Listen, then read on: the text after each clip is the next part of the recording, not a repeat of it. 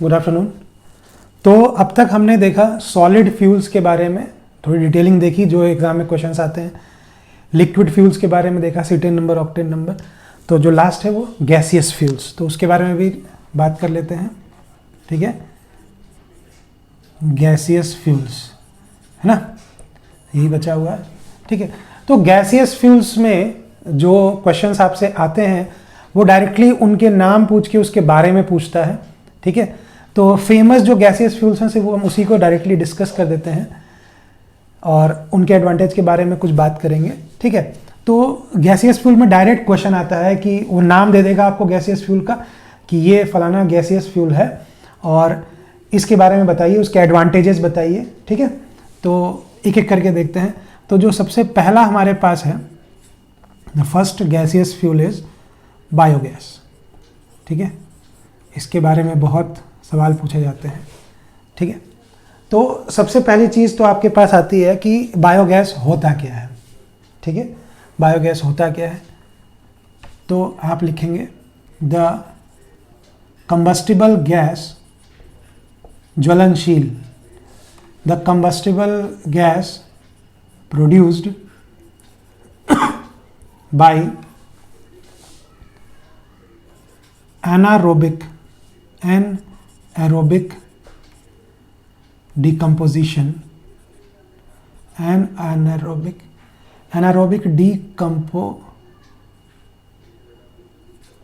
decomposition of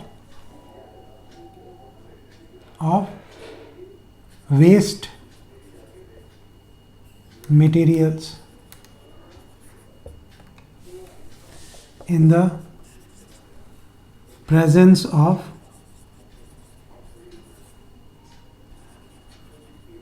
anaerobic bacteria is named as biogas. ठीक है ना, कंबस्टिबल गैस प्रोड्यूस होती है जब हम एनारोबिक डिकम्पोजिशन कराते हैं वेस्ट मटेरियल्स का in the presence of anaerobic bacteria. Bacterial decomposition होता है धीरे धीरे। इसको अगर सीधी सिंपल भाषा में कहा, सड़ने के बाद बैक्टीरिया के प्रेजेंस में चीज़ें सड़ती हैं, फफूंदने लगती हैं। जैसे आप कोई खाने की चीज़ आप कुछ दिन तक खुला ऐसे या बंद करके छोड़ दीजिए तो उसमें फफूंदी लग जाती है, that is bacterial infection inside. ठीक है ना, तो बायोगैस, तो जब वो बनेगी, आप कोई भी चीज़ बनेगी उसका, अगर कोई बंद चीज़ में है, काफ़ी दिन तक खाना रखा है, फफूंद लगे, आप उसका ढक्कन खोलिए, ढक्कन खोलते उसमें से अजीब सी स्मेल आएगी बाहर। ठीक है, तो अगर इसको हम किसी क्लोज कंटेनर में इंटेंशनली हम करते हैं तो जो गैस निकलती है वो फ्लेमेबल होती है, ज्वलनशील होती है, उसी को बायोगैस कहते हैं। ठीक है, अब इसमें जो होता है वो रॉ मटेरियल, अगर बात करें जो वेस्ट मटेरियल की बात कर रहे हैं हम, ये वेस्ट मटेरियल की, तो रॉ मटेरियल इसको करने में क्या होगा, रॉ मटेरियल, तो रॉ मटेरियल में आपका आ जाएगा काउडंग, गोबर जो कहा जाता है, काउडंग, वेजिटेबल वेस्ट्स, जो खाने के, जो सब्जियों के छिलके और ये सब जो आप वेस्ट होता है, वेस्ट पेपर्स, जो पेपर बेकार हो गए रहते हैं। ठीक है, और बर्ड एक्सक्रीटा, ये सब यूज़ किया जा सकता है। ह्यूमन एक्सक्रीटा,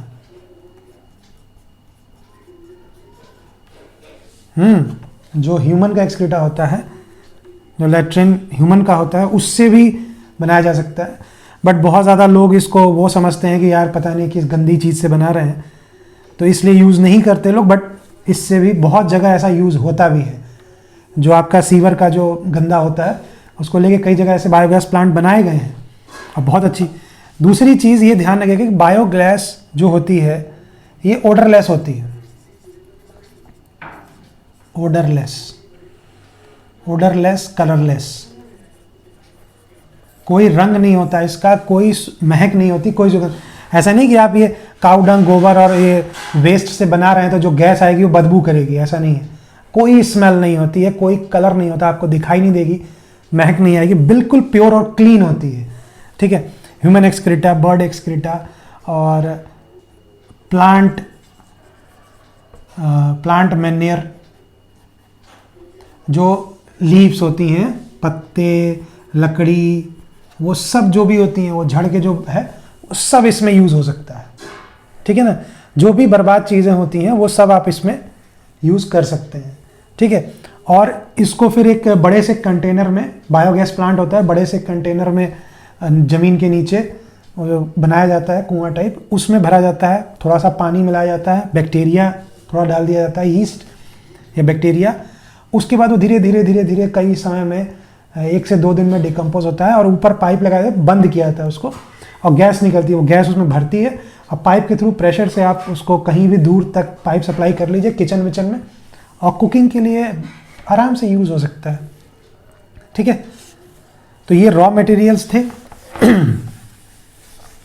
ठीक है, कई बार आपसे कंपोजिशन भी पूछता है कि व्हाट इज द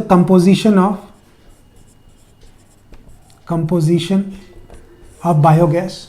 ठीक है, तो ध्यान रखिएगा कि बायोगैस में सबसे मेन जो होगा 50 to 60% जो है वो तो आपकी मीथेन होगी। ठीक है, मीथेन मेन कंस्टिट्यूएंट यही होता है, मीथेन, जिसके कारण, और मीथेन आपको पता है कि मीथेन फ्लेमेबल होती है, ज्वलनशील होती है, और अराउंड 20 to 30% आपका इसमें कार्बन डाइऑक्साइड होता है, CO2। ठीक है, आप ध्यान रखिएगा कि ये कंबस्टिबल है,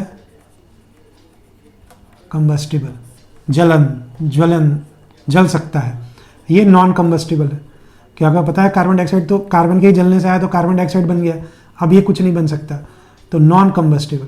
ये गैस में पाइपलाइन में आपके आएगा तो, बट ये बेकार है, ये जलेगा नहीं। ठीक है ना, CO2, H2 आपका जो 5 to 10% H2 हाइड्रोजन, ये भी कंबस्टिबल है, हाइड्रोजन गैस, ये भी कम मात्रा में होती है, और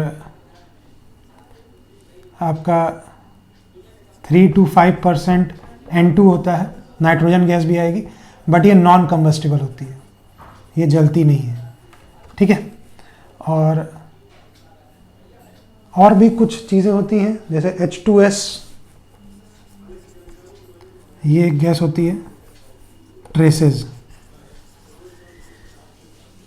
इंच मात्र मिलेगा, नहीं के बराबर H2S, बट ये भी फ्लेमेबल होती है, ये भी कंबस्टिबल होती है, जलती है। ठीक है ना, तो ये ब्रॉडली क्लासिफिकेशंस हैं, कंपोजिशन जो पाया जाता है आपके बायोगैस में। ठीक है ना, मोटा मोटी ध्यान रखिएगा, मेन जो होता है कंस्टिट्यूएंट वो मीथेन होता है। ठीक है, और इसके जो नाम अलग अलग जो एग्जाम्पल्स हैं बायोगैस के, वो है नेचुरल गैस। देखिए, यही जो आप डोम बना के गड्ढा करके आप बनाते हैं, वो नहीं है, ये खुद डिकम्पोजिशन जो बहुत पहले से ज़मीन के अंदर कुछ चीज़ें दब के चली गई, मैन्योर बन रहा है, कहीं गड्ढा हो गया उसमें अंदर, वहाँ से जो नेचुरल गैस कई जगह निकलती है, वो नेचुरल गैस डिकम्पोजिशन जो अर्थ के अंदर होता है वो नेचुरल गैस होती है, बायोगैस की ही एक एग्जाम्पल है।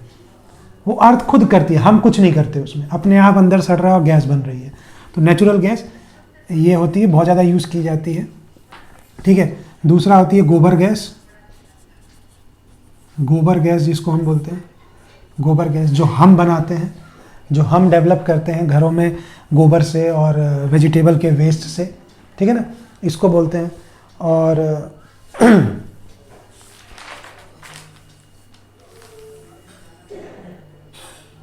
ठीक है ना, तो गोबर गैस, नेचुरल गैस, बायोगैस, ये सब बायोगैस के एग्जांपल्स हैं। ठीक है, यूजेस क्या क्या होते हैं, कोई आपसे, देखिए कई चीज़ें होती हैं। एक तो क्या होता है बायोगैस, उसका कंपोजिशन क्या होता है, रॉ मटेरियल कौन कौन से यूज़ होते हैं, एग्जाम्पल, और यूज़ कहाँ कहाँ होता है। तो यूज़ आपका डोमेस्टिक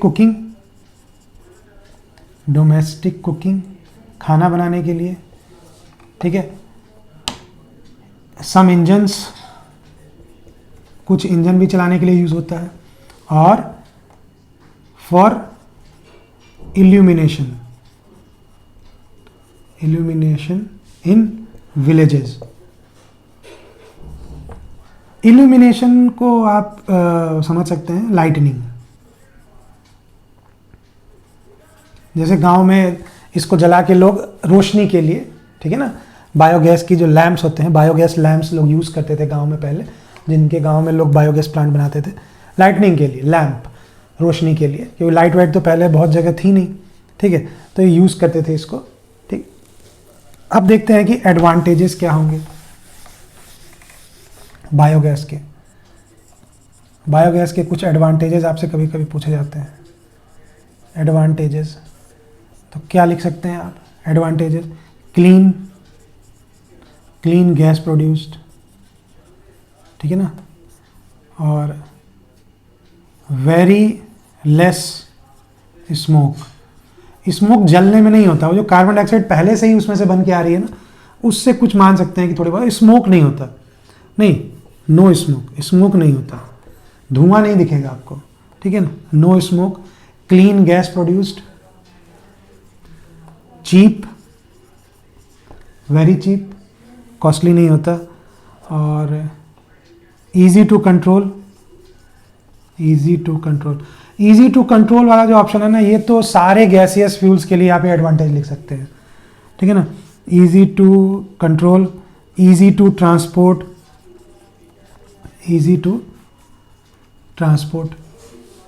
ठीक है ना। तो ये सारे इसके बहुत सारे आपके एडवांटेजेस हैं, ठीक है, क्लियर। तो ये था बायोगैस। नेक्स्ट जो अगला गैसेस फ्यूल आपसे पूछा जाता है वो है आपका सेकेंड एलपीजी, ठीक है। एलपीजी बहुत ही चिर परिचित हैं आप इस गैस से। LPG that is liquefied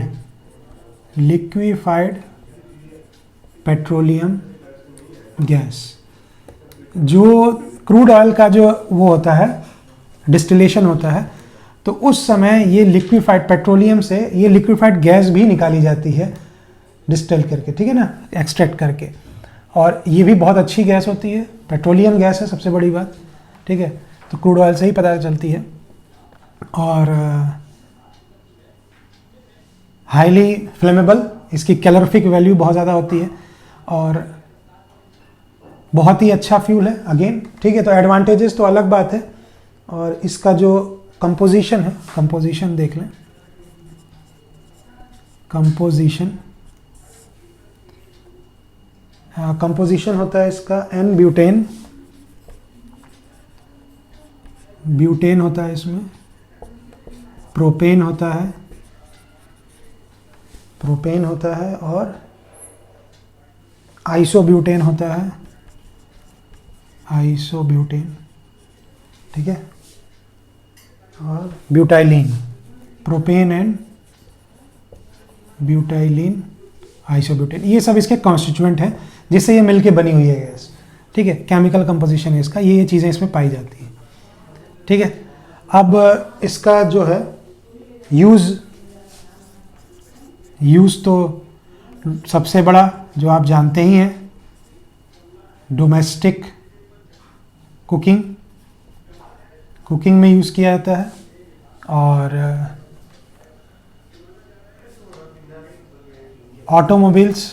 automobile में भी आप देख रहे हैं कि अब लोग सिलेंडर लगा के यूज़ करते हैं इसको, ठीक है। और इंडस्ट्रियल पर्पस से भी, इंडस्ट्रियल यूज़ भी होता है। फैक्ट्रीज़ में भी कई जगह एलपीजी बर्न करा के जहाँ नॉर्मल हीट प्रोड्यूस करनी है, ठीक है। एडवांटेजेस, अगर इसके एडवांटेजेस देखे जाएं तो लगभग जितने आपके उसके थे वैसे ही इसके भी सारे हैं।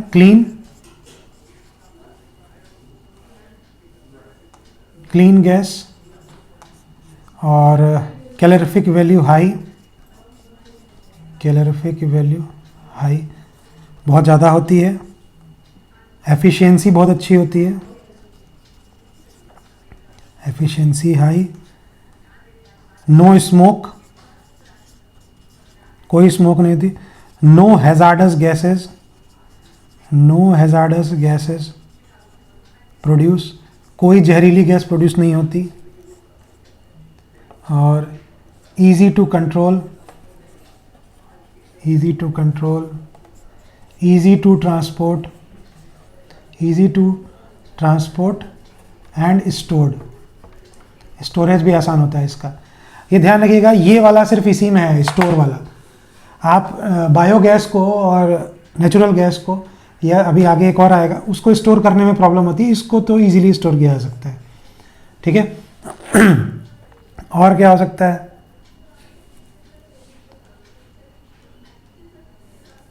फास्ट इग्निशन, तुरंत जल जाता है। ठीक है ना। ये सब डिफरेंट इसके एडवांटेजेस हैं एलपीजी के। ठीक है। तो ये सब इस पे डायरेक्टली आपसे पूछा जाता है कि what is the LPG, what are its constituent and give their advantages and uses. ठीक है ना। तो ऐसे ये थ्योरेटिकल क्वेश्चंस आते हैं इस पे। गैसियस फ्यूल है। ठीक है। एक और है, तीसरा और अंतिम गैसियस फ्यूल जो पूछा जाता है वो है सीएनजी। इससे भी आप चिर परिचित हैं, आजकल बहुत ज़्यादा यूज़ हो रहा है, पोल्यूशन को कंट्रोल करने में बहुत मायने रख रहा है ये। इसको कहते हैं compressed natural gas, compressed natural gas. वही जो मैं बता रहा था आपको कि जो नेचुरल गैस आपके उससे अर्थ क्रस्ट से निकलती है, सो जो कंप्रेस्ड नेचुरल गैस आपके अर्थ क्रस्ट से निकलती है, उसको जब कंप्रेस करके यूज़ किया था, कंप्रेस उसको किया था फॉर द ट्रांसपोर्टेशन पर्पस। ठीक है। डायरेक्टली भी आप नेचुरल गैस यूज़ कर सकते हैं, बट वो सब जगह नहीं होती है। तो जहाँ पे आपको यूज़ करना है वहाँ उसको सिलेंडर में स्टोर करके यूज़ करेंगे, तो उसको कंप्रेस किया जाता है। कंप्रेस करने में बहुत ज़्यादा इसमें एनर्जी यूज़ होती है। ठीक है। इसीलिए कॉस्टली हो जाता है। ठीक है। Compress natural gas directly found from earth, directly निकलता है। जो पहले भी बताया था आपको कि ये भी एक तरह की बायोगैस ही होती है जो अर्थ में डिकम्पोजिशन के बाद निकलती है। कंपोजिशन जो होता है इसका, कंपोजिशन इसका बेसिकली जब आपको बताया ही था कि मेन कंस्टिट्यूएंट इसमें भी क्या होगा, मीथेन ही होगा। मीथेन ही मेजर होता है इसमें, मीथेन के नाम से ही जाना जाता है, और भी जो होते हैं वो ट्रेसेस में होते हैं। तो मीथेन को कंप्रेस करना थोड़ा सा मुश्किल है, बट मेन कंपोजिशन इसका मीथेन होता है, हाईली फ्लेमेबल। ठीक है। और यूज़ अगर बात करेंगे यूजेस, तो automobiles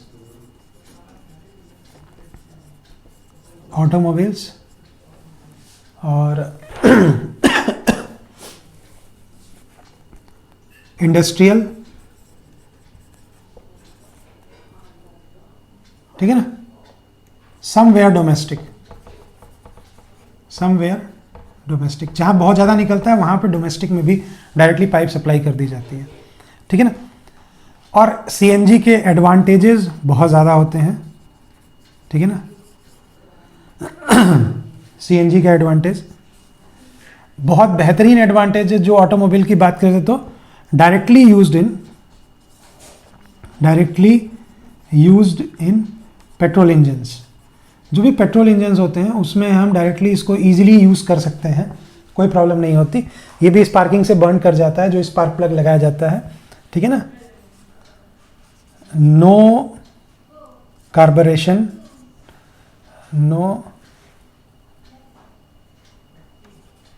carbonization on spark plug. Spark plug पे जब आप पेट्रोल यूज़ करते हैं तो धीरे धीरे उस पर कार्बन जमने लगता है। वो काम अगर आप सीएनजी यूज़ करेंगे तो होगा ही नहीं। No smoke, no hazardous gas produced, है ना। और easy to control easy to handle, वो सारी प्रॉपर्टीज। एक जो इसमें इंपॉर्टेंट है वो है हाई सीटेन नंबर, हाँ सॉरी हाई ऑक्टेन नंबर। इसका ऑक्टेन नंबर बहुत ज़्यादा होता है। अगर आप उस मिक्सचर से कंपैरिजन करेंगे तो ध्यान रखिएगा 100 से भी ऊपर जाता है। 130 ऑक्टेन नंबर होता है इसका, 130, उससे भी ज़्यादा, बहुत ही अच्छा। ऑलमोस्ट नो नॉकिंग, पेट्रोल की जो नॉकिंग होती है वो होती ही नहीं है इसमें, ठीक है। अच्छा, अब इसके कुछ डिसएडवांटेजेस भी होते हैं, वो गैसेस फ्यूल में सब में आ सकते हैं। इसका देखते हैं डिसएडवांटेजेस, उसके बारे में भी ध्यान रखिएगा। तो डिसएडवांटेजेस में डिफ़िकल्ट टू कंप्रेस करना थोड़ा मुश्किल होता है, ठीक है। प्लस